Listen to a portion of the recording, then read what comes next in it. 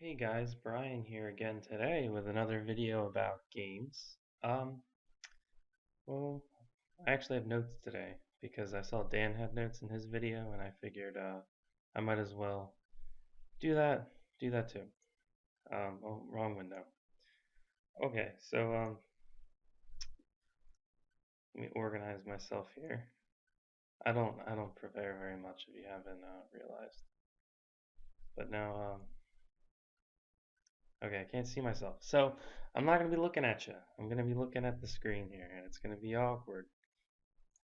Anyway, so I want to talk about the rise of so-called casual games. A casual game being those that are like the big. I don't want to say the big hits, but the ones that the ones that you hear everyone talking about all the time, and like you can kind of pick it up and play it and be really good at it and finish it quickly, and it doesn't have much to it. Like um, I want to say, for like a reference, I want to say, and this isn't still correct, but like if we look at like a core rule book and then like a supplement rule book in like depth, like the thickness, that's kind of what I compare it to. A casual game being those that are like they're thin, they don't have a whole lot going on. They're just kind of a game that everyone wants to play. Sorry about the clock there. I don't know if you can hear it. There's a big grandfather clock in the other room, and then there's this one that makes a lot of noise as well. But I turned that one off. So uh, I know I rip on Call of Duty a lot in like the three videos I've done, but I really have uh, a a thing for the fact that I just really hate them. I don't want to say I hate them. I really liked Modern Warfare, the Call of Duty 4. Took some risks with the multiplayer. It did some cool things. Story wasn't all there, but I could get past it. They did an okay job. And then like 2011 came around, I guess. Yeah, or no, 2010 came around. November 2010, they released Call of Duty Modern Warfare 2. It was like the same game. Then they released Modern Warfare 3, and it was kind of the same game. Sorry, that's someone at the door. Um, yeah, they don't really have that much to them. They don't really have a story that's immersive. Like I can't get into it. They don't have like a game world that I can get into. Like all of the things that we Dan talks about with RPGs, they don't do that very well. Skyrim, I gotta say, did it as well. Oblivion casualized a little bit from Morrowind. Um, just a lot of games. I can guarantee you every game has been casualized, as I like to call it, in the recent years. Um, and I think this is due to they want to appeal to a wider audience, to sell to more people, if you understand what I'm saying. And it's becoming easier to appeal to a wide audience because geekiness and nerdiness and being weird has kind of gone mainstream. We look at the Big Bang Theory. I mean, everyone sees people wearing shirts that say Bazinga on them. I don't watch the show because a lot of the stuff they say is stupid and they make me feel like an asshole for like playing games. I feel stupid. If that's what I look like, tell me and I might have to kill myself because I hope I don't look like that. So business wise, they had to do it to make sense, make more money, put more games out, just make more money. And I think that's become easier due to what I said, mainstreaming of it. So how they do it, uh, how you casualize, as I like to say. One of the big ones is focusing heavily on competitive multiplayer. That's like a thing, like recently. Like if a game doesn't have multiplayer, then no one plays it, and I don't understand why. I mean, before the internet, everybody played by them. Well, I mean, there was like two-player mode, but that was still like not really two or multiplayer as we know, like matchmaking. And I just don't really see a need. I mean, I see a need for it. It makes the games fun and such, but if you're gonna make a game that's entirely multiplayer, don't stick in this bullshit single player story that's like not really any good. Like Call of Duty series, I'm looking at you. Battlefield series, I'm looking at you. Because the storyline in that wasn't very compelling at all. I was like, they started Battlefield 3. I haven't played Battlefield 4. Probably not going to get it for a little while. Um, but anyway, Battlefield 3 started off. The guy like he runs out of the subway, or he runs out of the building and jumps on the subway train. I was like, I wasn't caught. Like there wasn't a good hook. I mean, that's probably because people don't think like, especially gamers. Like I assuming because you're on this channel that you like RPG games and fluff. Well, we're not hooked to the same thing that most people are. We want a good story, not something that's like action filled, like gunshots everywhere and explosions and death. And we want to be like attached to a character and then kill him. Give us a reason to be upset. A game that did that kind of well, actually, that was casualized, unfortunately. Fable 3. At the end, that guard guy dies. I mean, I don't know if I got like a different ending, but that guy dies. Like the caretaker guy, I think he was. He's like the captain of the guard or something. I don't remember right now. Um, tell me in the comments below. Let other people know. Thumb up the guy who knows a lot. He like gets killed, and you throughout the story arc, you become increasingly attached to this character. At least I felt that way. And he died, and I was genuinely like touched by his death scene, where like he's dying and he's talking to you, and I can't really remember the specifics of it, but yeah. I'm trying to think of another game that does it well. Uh, Far Cry 3. Now, didn't have a very good story in my opinion. I thought it was just silly. Like, who the hell like kills one guy and he's like, oh. I mean, that's probably what I'd be upset that I killed somebody. I'm not a killer. I mean, my online stats would disagree with me, but I fuck the people who think that video games cause real world violence. Screw them. Um,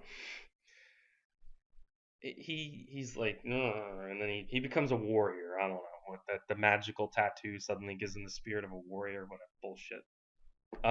Anyway, the first couple minutes, when you're in that cage, you see your brother across the thing, and he's like a soldier, and you're like looking at him, and you're like, help me. You're a soldier. You know what to do. I mean, I didn't buy that, but when he dies, and you're like, he gets shot in the throat, and a spoiler warning, he gets shot in the throat, and you like put compression on his throat. Wouldn't do anything in real life, but whatever. Um, and he does die from it. And the blood's coming out, and he's like, that was compelling. Like that was a compelling moment. That was it was the changing point in Jason was his name, I think. I have bad memory. Um, it was a turning point in that character's story, and that's important. If all these other games did little things like that, and Far Cry 3 needed to really improve its story, in my opinion. I thought the moments that weren't combat oriented were amazing, but like in the story, like in the cutscenes. But I want to see more of that. I want to see compelling stories. I know I keep saying that, but it's true. We need to see that. Um, so on to the next point. It says why I don't like it, and people ask me all the time why I don't like it, because your games are getting to more of an audience, you're gonna make more friends and more people to play it with and discuss it with. No, the games are generic and boring. When a Battlefield comes out, like a Battlefield game, like since 3, like 4, I can probably guess the campaign arc of Battlefield 4. It's going to have something to do with a catastrophic event that's going to happen in the US, and you have information that can stop it and you're a soldier. Something along those lines. Call of Duty Ghosts. I bet I can guess the storyline. You're a Spec Ops team and there's a threat to the United States and you're going to go stop it. Or it's already happened and you're hunting down those who perpetrated it. Like, comment, subscribe if I'm getting these right. Um, what's another one that's coming out? I don't know. You can just they're generic. They happen. The same things happen. And like the most recent thing is like these random MacGuffins to like to drive a story, like Mass Effect. I'm looking at you. Yeah, yeah, you have McGuff. Yeah, okay. Um, they have like these stupid MacGuffins to go chase and um like a MacGuffin being in the best way that I can explain it, it's like a random plot device that really has no meaning. It's just kind of there to drive a story. Like um like a good one would be like the princess is locked in the tower by the evil wizard.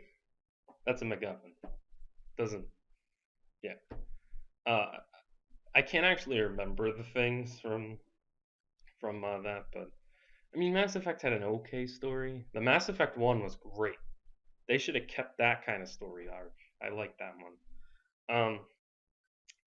So genericness, that's a word. And secondly, is they're boring. Like I don't want to. What's my motivation to play? Like Modern Warfare Three's campaign. Uh, there was like one plot twist at the end, and I have no idea what it was. But like, I wasn't motivated to play it. I was bored. I was like, this is stupid. Like in real life, I don't know. I keep talking about real life, but in real life no one acts like this. I want characters that are real, that act like, and I'm guilty of this as well because as you'll probably find out in Dan's RPG videos, I my first character that I ever role played was, or second one actually, first and second characters that I role played. Uh, I did things that were silly with them, but they did not act like real people. RP stands for real people, not role play.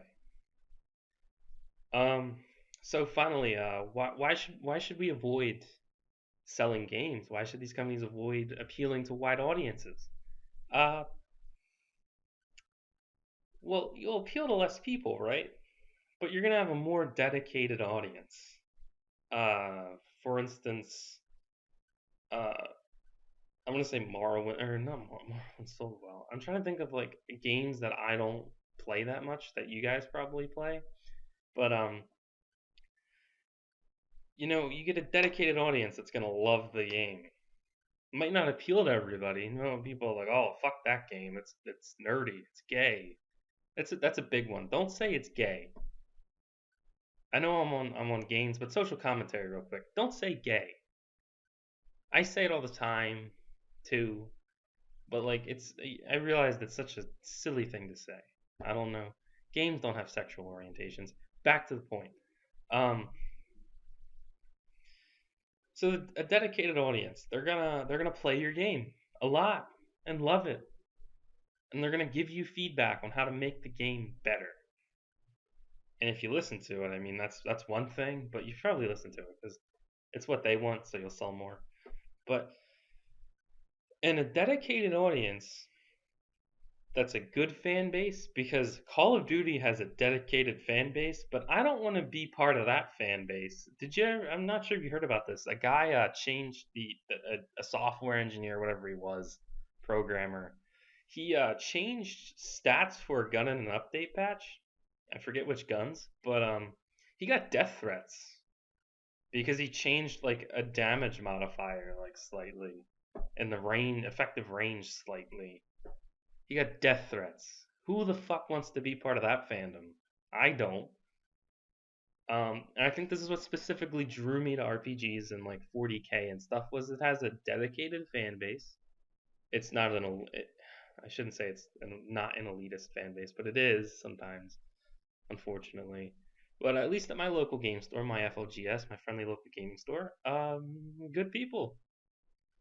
So let's get this going with games. Let's do that. Let's try and get people into our games. Let's get our games back to the way they used to be. Um, Not casualized. Let's bring back these features we stripped out. Um, RPG elements usually stripped out because the last RPGs in the last couple of years weren't really RPGs, but let's bring that back. So some in summation, casual games that can be picked up by anyone and be very good at it, not miss a single thing, and put down just as quickly, and they're money makers. That's what they are. People like them. People like being good at things. It's called the winning percentage. Sid Meier said that in a speech at like the 2010 something or others on game design. Um, Secondly, they lack elements such as immersive story, dynamic characters. I think they're called. They're mostly flat characters, or they have like this bullshit single player that like I would be ashamed to have worked on. That focus, and then like have this competitive multiplayer that's fleshed out, and then just have like this like the step cousin you like lock in the cupboard because he's like the product of incest and he's weird and he's like if you ever seen Harold and Kumar, the thing in the basement, yeah, that guy. The Yeah, if you know what I'm talking about, like, comment, subscribe, or don't. You don't have to. It's just a thing. And why this has happened? The businesses want to make money. I think indie is the way to go in games for in the future. We don't need big business in our games. That's all I gotta say. That's all I gotta say. I should probably devote an entire video to that. And the product of the said casualizing of games is generic games, boring games, gamey games. I talked about gamey games, I think, already. I'm not sure. One of my videos screwed up while I was uploading. And why we need to avoid it? We need to get actual fans, not people who bought your game. A fan and someone who bought your game are two totally different things.